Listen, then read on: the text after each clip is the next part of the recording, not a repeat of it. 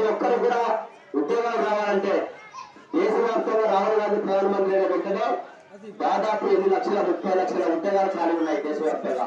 ఆ ఉద్యోగాన్ని కూడా 100 రోజుల్లో భర్తీ చేస్తాం. మన రాష్ట్రంలో కూడా 2,40,000 ఉద్యోగాలు ఉన్నాయి. మేము అధికారంలోకి వచ్చిన వెంటనే ఒక సంవత్సరంలో 2,40,000 ఉద్యోగాలు భర్తీ చేస్తాం. మళ్ళీ వెన్ను కూడా మీరు ఆలోచన చేసి ఏదైతే రైతులకు 50% సబ్సిడీతో 50% మద్దతు ధరతో మీరు పండించిన పంటకు దానికి కూడా 50% మద్దతు ధరతో మేము చెల్లిస్తామని చెప్పి కూడా మీకు మేనిఫెస్టో పెట్టడం జరిగింది. తర్వాత కరువు ఉపాధి పథకం ఉంది. ఇక ప్రతి ఒక్కరు గ్రామాల్లో పొలాల పనులు లేకపోయినప్పటికీ ఎక్కడన్నా మనకు వలస పోకుండా అంతా ఇంతో ఇలా వలస నివారణ చేస్తున్నామంటే కరువు పని. మన కరువు పని స్థాపించింది ఎవరు, ప్రారంభించింది ఎవరు? కాంగ్రెస్ పార్టీ.